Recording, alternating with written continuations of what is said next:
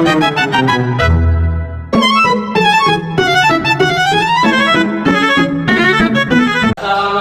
warahmatullahi wabarakatuh. Waalaikumsalam warahmatullahi wabarakatuh. Apa kabarnya anak-anak? Baik, Pak. Sehat? Alhamdulillah. Tuhan Yesus Allahu Akbar. Terima kasih. Untuk hari ini ada yang tidak hadir? Banyak. Ini hari Selasa ya anak-anak. Ya, Pak. Tapi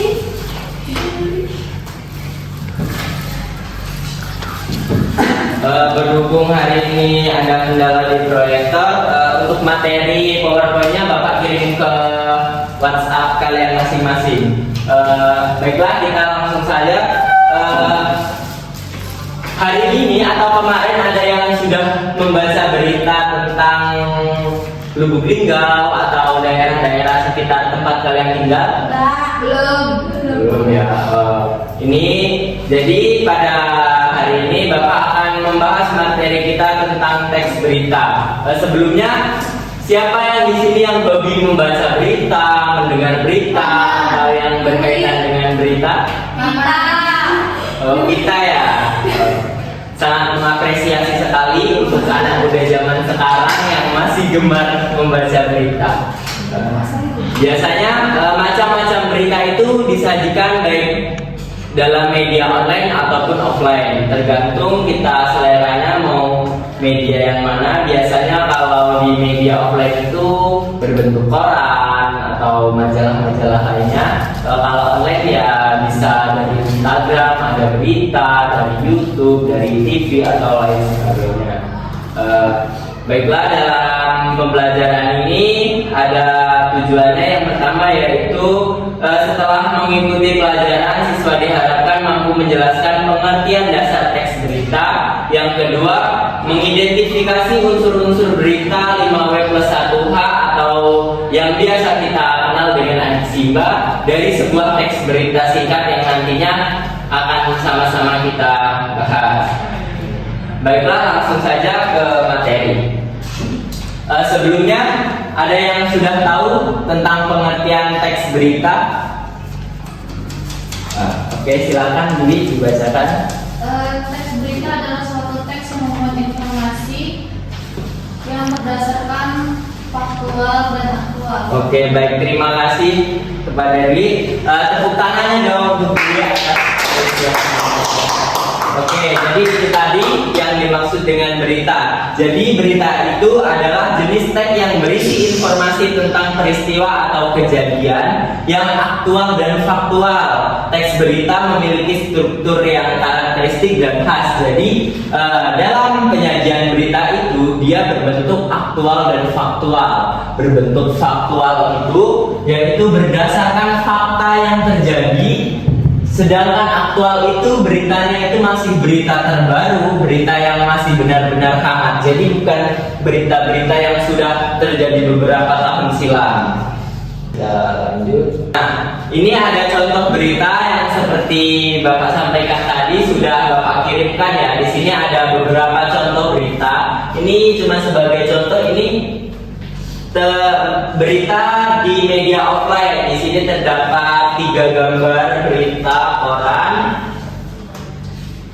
Lanjut kita ke struktur teks berita. Nah, di dalam teks berita itu memiliki struktur. Yang pertama itu judul, yang kedua pembuka, yang ketiga tubuh berita, dan yang keempat kesimpulan. Oke, jadi ada 4 struktur teks berita. Yang pertama itu judul. Judul itu merupakan berita yang singkat dan jelas. Jadi pada sebelum kita memasuki ke bagian pembuka, bagian tubuh berita ataupun kesimpulan, biasanya di awal berita itu terdapat judul berita. Yang kedua ada adalin atau pembuka.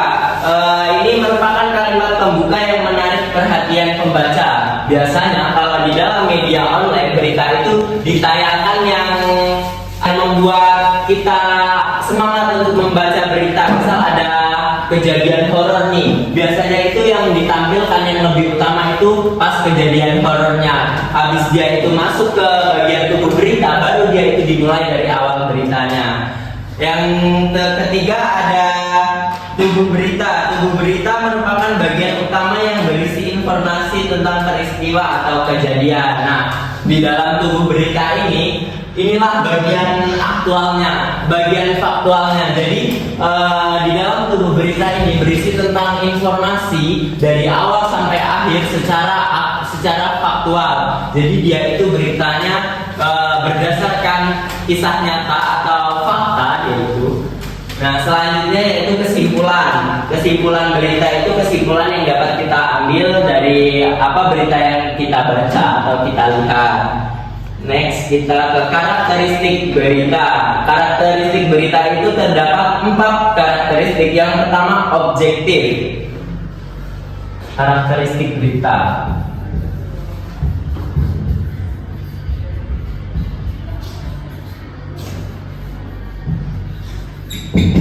Yang pertama ada objektif. Ada yang tahu apa objektif? Teks berita harus disajikan secara objektif dan tidak memihak. Oke, baik, terima kasih untuk Dea tepuk tangannya. Nah, itu tadi yang dinamakan objektif, yaitu teks berita harus disajikan secara objektif dan tidak memihak. Misalnya nih, ada berita kasus antara kasus A sama kasus B. Biasanya itu kan kalau di dalam kasus ada pelaku sama korban. Nah, di dalam teks berita itu dia tidak memihak yang korban ataupun pelaku. Jadi dia itu beritanya harus memperlihatkan atau menceritakan bagaimana awal terjadi sampai terjadi tanpa menutup-nutupi bagian. Kayak misalnya terjadi kasus pembunuhan pada korban Novus. Nah, yang membunuh ini misal Dwi. Nah, pada bagian pembunuhan ini, di bagian Dwi, jangan sampai ada atau tidak ada penutupan, itu namanya memihak. Karena dia tidak, misal kalau yang dimaksud dengan memihak itu tidak ingin memperlihatkan kejamnya Dwi membunuh Novus. Selanjutnya akurat. Teks berita harus akurat dan faktual. Nah, itu tadi akurat dan faktual itu beritanya itu harus terbaru. Seperti Bapak yang kasih contohkan itu ada berita pada tanggal berapa itu ya? Pada tanggal 5 bulan 5 ya, belum terlalu lama ya, masih di tahun ini dan juga masih di bulan kemarin. Selanjutnya faktual. Berita tersebut berdasarkan fakta dan data yang valid. Jadi sebelum para mediator itu menyediakan berita atau mempublikasi berita, mereka itu sudah benar-benar mempertimbangkan atau menelusuri fakta-fakta tentang berita tersebut sebelum dipublikasikan. Lanjut, kita ke unsur teks berita. Nah, kita masuk ke unsur teks berita ini yang menjadi tujuan pada pembelajaran pada pagi hari ini. Nah, siapa yang di sini sudah tahu dengan unsur teks berita? Pastinya kalian semua sudah tahu. Karena apa? Karena pada pembelajaran ini sebelumnya sudah pasti tahu. Kalian di SMP kan biasanya itu udah tersampaikan meskipun tidak sedetail sekarang. Di sini ada yang tahu unsur berita? Yang Bapak ucapkan di awal tadi ada 5W plus 1H itu. Nah, itulah yang termasuk ke dalam unsur-unsur berita. Yang pertama itu ada what atau apa.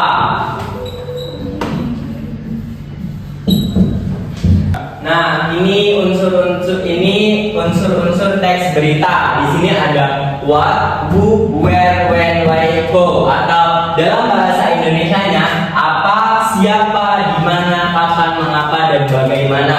Atau biasa kita sebut dengan penyebutan yang lebih mudah itu dengan penyebutan Adi Simba. Nah, di dalam unsur teks berita ini mengandung kata apa.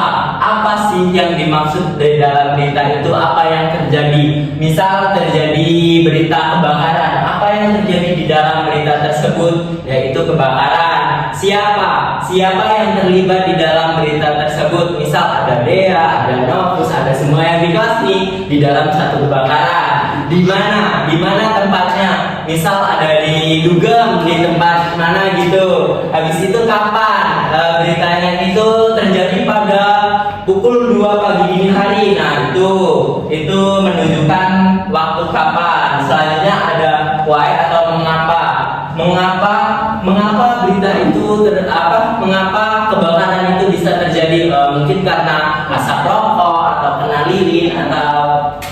yang lain sebagainya. Dan yang terakhir itu bagaimana sih terjadinya berita kebakaran itu? Apakah seru kebakaran itu atau menarik dan lain sebagainya. Next kita ke teknik identifikasi. Di sini ada beberapa teknik identifikasi yang nantinya kita gunakan untuk mengidentifikasi berita.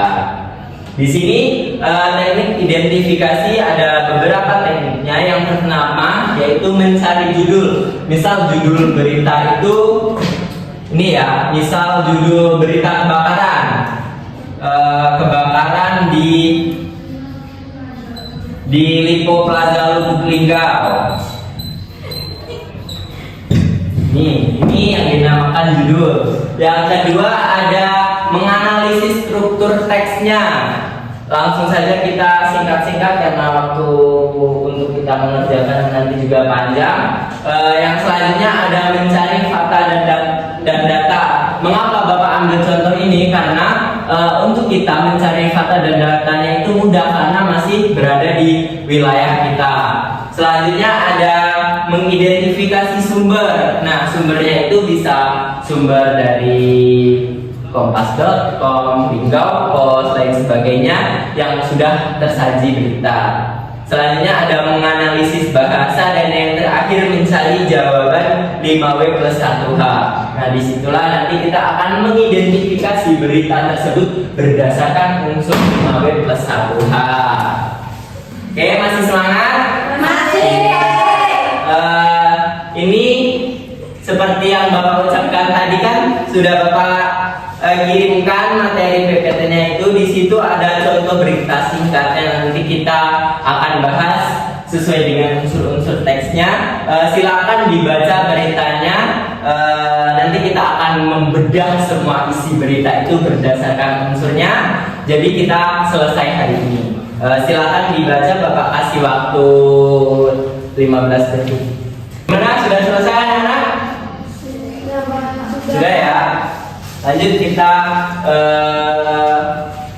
langsung ke itu pembahasan kita hapus terlebih dahulu.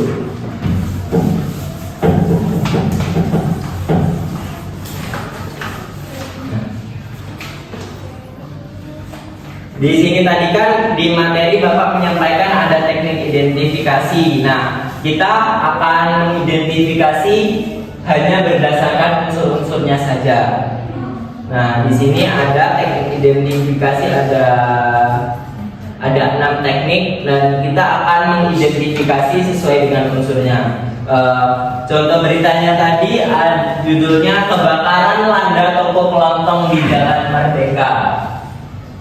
Judul dari berita yang Bapak sampaikan, yang Bapak kirimkan itu ada kebakaran landa toko kelontong di Jalan Merdeka.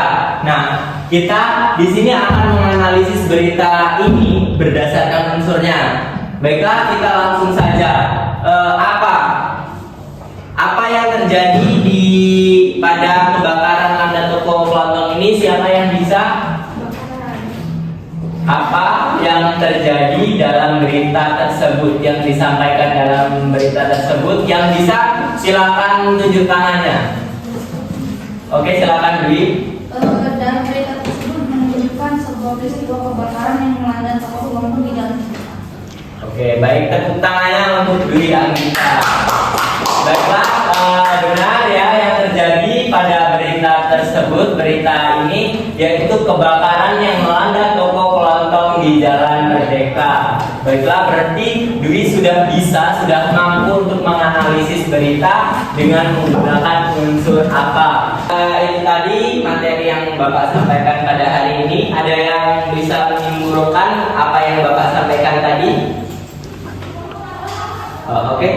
Dari Dwi, silakan. Kesimpulannya, teks berita adalah jenis teks yang digunakan untuk menyampaikan informasi tentang peristiwa atau kejadian yang aktual dan faktual. Teks berita memiliki struktur yang terdiri dari judul, tubuh berita, dan kesimpulan. Dalam menulis teks berita, penting untuk memperhatikan unsur-unsur seperti 5W+1H atau yang dikenal sebagai antik simbol untuk memastikan bahwa informasi yang disampaikan lengkap dan akurat. Oke, tepuk tangannya. Itulah tadi kesimpulan dari teks berita.